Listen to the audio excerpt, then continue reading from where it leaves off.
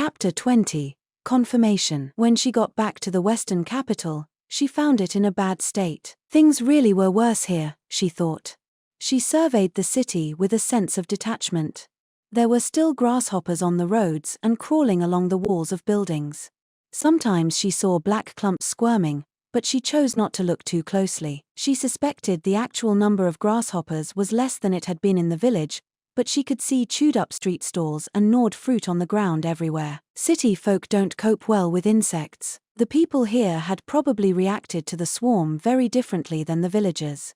She saw hardly anyone outside. The farmers had their crops to think of, so they tried to exterminate the bugs to keep the plants safe, but simple fear ruled the inhabitants of the western capital. How bad was the chaos? She asked Lahaku, who was sitting on the driver's bench. Rikison had said he would stay in the village for a few more days. That was all well and good for the villagers, but Maomao was surprised that he didn't feel he should return to the western capital to deal with this emergency. It was bedlam. Rain and hail. Didn't anyone warn them the swarm was coming? If Jinshi had managed to send word even to her, he must have had some plan in place in the capital. Lahaku, however, said, "This is the western capital. There's an order to things, you know." "I see." Jinshi could hardly run through the streets shouting at the top of his lungs. Unlike Maomao, he had his position to think of. He could do nothing unless he did it through the officials here in the city. "Looks like he did better than nothing, though," Lahaku said. In a large town square, there was what appeared to be a food distribution taking place. Maomao was surprised. Had the bugs really caused that much damage and exhaustion? It had been several days, though. Not every household was going to have extensive provisions on hand. A lot of poor families are living hand to mouth to begin with. Often, it was the best they could do to earn a day's wage, then spend it at a stall for dinner that night. A handful of places to eat were still open, but in the chaos, distribution networks had dried up, and they didn't have much to serve. Maomao could smell the kanji being passed out even from where she was. The smell made her think, Lahan's brother. It was the smell of sweet potatoes, maybe from the huge supply that had come with her and the others on the ships. The potatoes were being cooked and served to fill the bellies of the starving townsfolk. "So they're using up the potatoes on this distribution," Maomao observed. "Oh, Lahan's brother, we hardly knew ye. It hurts so much to lose him." Chu's eyes brimmed with tears. She was treating him like he was dead. "I'd say if they're coming in useful, that's fine, isn't it? I'm sure Potato Guy is out there somewhere, smiling," said Lahaku. "Out there? Where would that be?" From the way Lahaku talked, it was hard to tell if he thought Lahan's brother was alive or dead. The carriage arrived at the annex. People gathered at the gate when they heard the whinnying of the horses. Specifically, the people were the quack and Tianyu. "Young lady, you're back." An exhausted-looking, haggard man raced up to Maomao. Lahaku grabbed him by the scruff of the neck before he could collide with her. The little guy struggled and flailed. It was the quack doctor. "Master physician, are you all right?" Maomao said with a bow. Lahaku put the quack back on the ground. "What about you, young lady? You're all right, aren't you? I know you were somewhere safe, but you must have been so scared." "I certainly was. I would have sworn the world was coming to an end." "Yes, sir. I know you faint at the sight of a cockroach." He'd come to her white as a sheet more than once after encountering a particularly vicious bug while cleaning. A swarm of grasshoppers must have been a living hell for him. "It's not fair, Nyang Nyang. Why did you get to evacuate? Man, it must be great having real connections." Tianyu was as full of sarcasm as ever, although Maomao wasn't sure how far he actually believed what Jinshi had said. "Are you sure it's all right to leave the medical office empty?" Maomao asked. That was, truly and sincerely, the first thing on her mind when she saw them. "Ah, we're not that busy," Tianyu said. "Maybe 'cause we're mostly supposed to take care of the Moon Prince. Dr. Yu and the others, now, they have a lot to do. The two of them have time on their hands because they're in charge of Jinshi." Something about that seemed strange. "That reminds me, young lady. Master Laken was so very worried about you." "Oh, that was not especially useful information. He seems to have quite a sweet tooth. You should take some mashed sweet potato treats and go say hello to him. He was ravenous for them the other day." She wished she could ignore the good doctor's suggestion, but if she did, She suspected the other party would only come visit her instead. Anyway, she had a bigger problem. The quack was taking advantage of Lahan's brother's absence to cook their seed potatoes. Gracious, young lady, you're hurt. What in the world happened to your hand? Oh, it's nothing to worry about. I was making pesticide. It's from experiments with that. Experiments? You're not an insect, young lady. The quack looked genuinely perplexed. If it can kill a cat, it'll work for sure on a bug, Tianyu interjected. All right, you two, that's enough chatter, Chu said as she came into the room. We have lots we want to tell you. Tell us, the quack said, about this bug-killing concoction. Ah, yes, of course. Sorry. The quack politely made way. Tianyu didn't look like he was going to be a problem, he'd only shown up to make smart remarks. Many important people, not just Gyokuan, lived in excessively large houses, but Jinshi's chambers were located in the innermost sanctum of this one. That was all very respectful to him as a guest, but frankly, it was a real hike. All right, nobody's clothes are rumpled. Excellent, Chu said, inspecting Maomao's and Lahaku's outfits. Maomao saw a stray hair or two on Chu's head, so she patted it down. Excuse me, we're he, Maomao said, but she was interrupted by a tremendous crash the moment they entered. Jinshi was sitting in a somewhat less than formal posture. Suiren and Daomai attended him as usual, while Gaoxiren and Basin were there too, both looking a bit uncomfortable. Quack, quacked the duck next to them. Would it be better to say something quippy about the bird, or not? Basin had left the duck behind, and she had returned with Maomao and the others. The way she'd gone straight back to Basin the moment they'd arrived at the annex, she was more like a dog than a duck. Seems like Gaoxian's sort of thing, Maomao thought. Contrary to appearances, he had a soft spot for sweet treats and small animals. He probably found the duck's presence healing. Okay, can't spend all my time looking at the duck. She glanced at Lahaku to ask how they would handle the report. He took a half step back, apparently he wanted her to do the talking. Chu likewise retreated. We've just returned, sir, Maomao said, standing a little straighter and talking a little more properly because Daomai was there. If it were just Gaoxiren or Suiren, that would be one thing. Very good, Jinshi said with an air of detached authority. He seemed to feel the same way as Maomao, because his face wore his proverbial moon prince mask.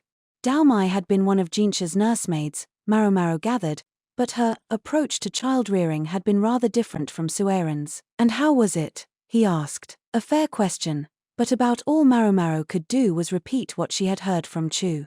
The harvest was severely impacted, but not annihilated. As far as the wheat goes, we think there's about 70% of a normal year's harvest left. Then Lahan's brother's message reached you in time. He even calls him that in official meetings. Maybe even Jinshi didn't know the man's name. If he never came back, Maomao wondered what they would put on his tombstone. We dispatched messengers to the other villages, but by all accounts, we saved less than half the harvest. And there are some places the messengers haven't come back from yet. I can only assume things are worse there. As hard as he had worked, Lahan's brother simply couldn't reach everyone in time. Worse, no matter how much he had endured for the sake of the villages he did reach, the rest would simply assume the higher-ups had ignored and abandoned them. Struggle as he might, Lahan's brother was never going to reach the finish line. Lahaku, how many people do you think we need to send to each village? Jinshi asked. I'd say at least 10, sir. We'll need some to take care of the bugs and some to help rebuild the houses, but the thing that worries me most is violence. Or brigandage. Both, really. Natural disasters like this turned life upside down for people, and that tended to do the same to the human heart. A ravaged heart could soon turn to thievery or violence. Jinshi was already thinking about what came after the grasshoppers. Poink.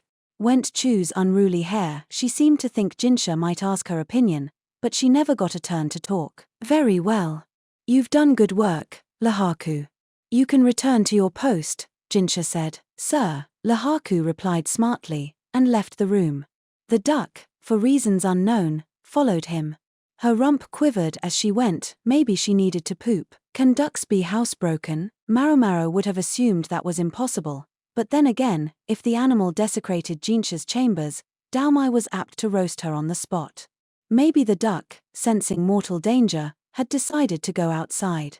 If so, It was an impressive trick. Maomao turned to follow them, but immediately found Sui Ren blocking her exit. "Can I help you?" Maomao asked. "Ho ho ho. Perhaps you'd spare us just a little more of your time." When she put it that way, Maomao had no choice but to do an about-face. Jinshi was no longer wearing his Moon Prince expression. "Is your head all right?" he asked. Basin must have told him about the wayward piece of hail and Maomao's subsequent bout of unconsciousness.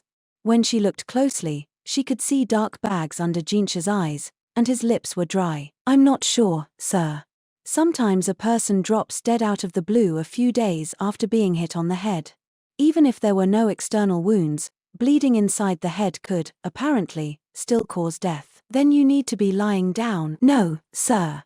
My time will come when it comes, and about the only person who could do anything about it would be my father.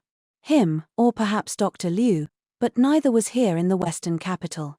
So I would prefer to do what I can, while I can." "Explain that right hand, then." He seemed to have noticed Maomao's bandages. "Scars from an experiment," she said slowly. "I thought you didn't use your dominant hand for that." He gave her a long, hard look, the reverse of their usual positions. At length he said, "HRM. Well, fine. More importantly, you're all right. That's what matters." "Oh." She saw how his hand clenched and unclenched, and realized the Moon Prince had reverted entirely to Jinshi. It was almost childlike and indeed, distressingly human. "You must be tired. You should return to your room and get some rest." Now that, Maomao was grateful to hear. Chu threw her hands in the air in celebration, until she saw the look on her mother-in-law's face and put them down again. Maomao was eager to go back to her room, but there was one thing she needed to know. "Master Jinshi, are you not doing anything about the swarm yourself?" It might not sound like a very respectful question, and it wouldn't help that she'd slipped back to calling him Jinshi instead of Moon Prince. But after all his planning and preparation for how to deal with the plague of insects, surely he shouldn't be lounging in his guest suite right now.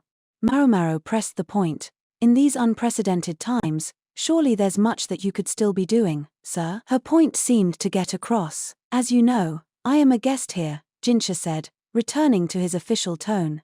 "What I can personally do on the ground is limited. So I prepared a gift for those who can do whatever they wish." Maomao recalled the sweet potato kanji being distributed in the marketplace. "I saw sweet potato kanji being passed out," she said. "Good to know they're using it as intended." Using it? Jinshi had already given the provisions to the Western capital. It would be the capital's ruler who got the goodwill for handing them out.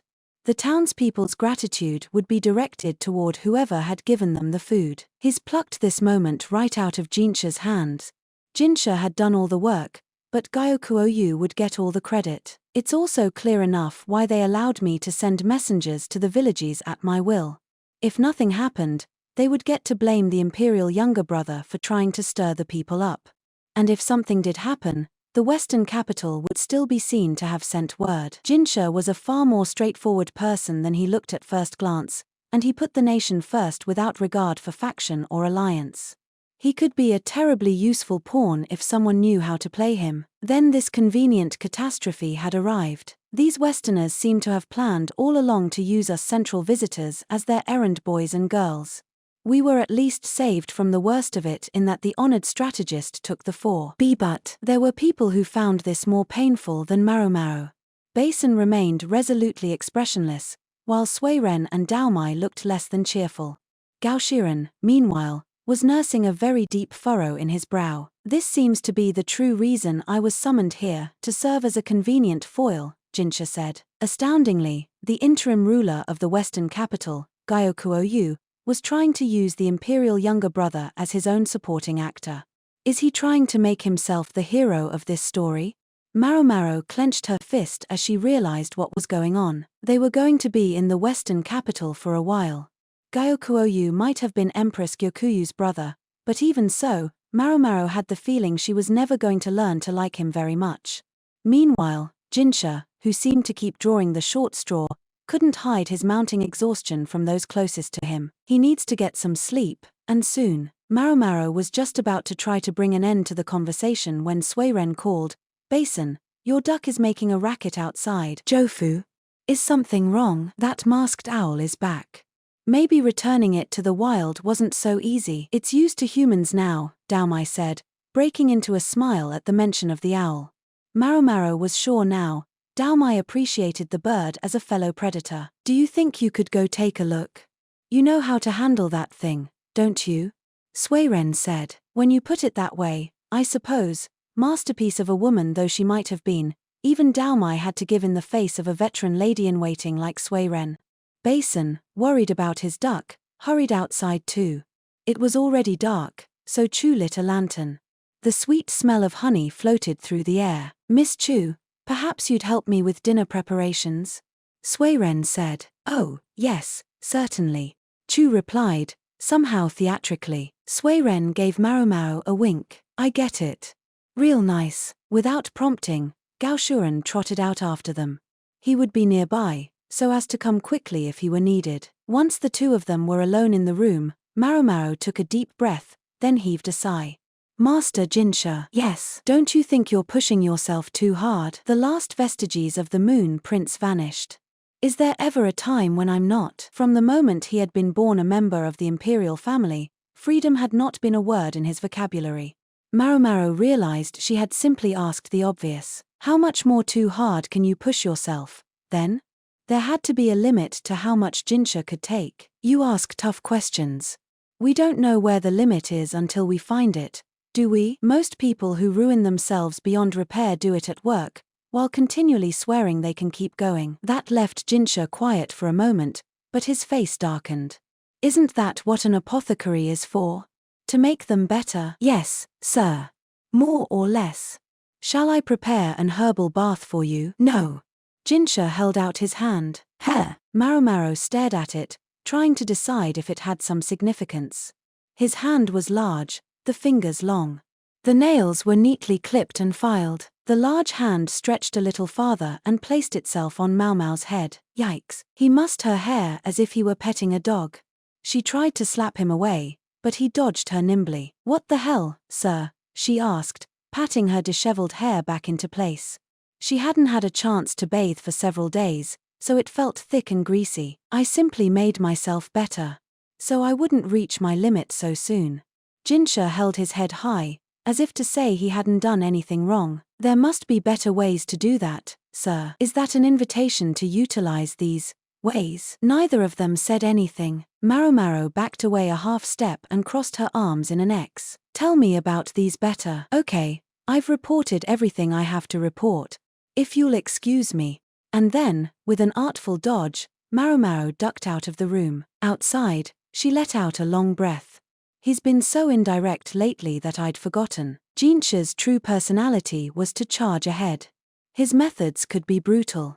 If he had been showing restraint with Maomao, it was only because of the ridiculous way he decided to go about this. Walking around in hopes of clearing her head, Maomao found an owl, a duck, basin, and, for some reason, even a goat running around outside. That goat belongs to Miss Chu. They were turning this annex into a farm. They have the freedom to do that. The scene was simultaneously ridiculous and amusing. Maomao felt the edges of her mouth creep upward, and she clenched her fist, vowing to make more pesticide tomorrow. She was going to be in the western capital for a while yet. If she was going to tell Jinshi not to push himself too hard, then she should take her own advice. But still, she would do everything she could. She had to.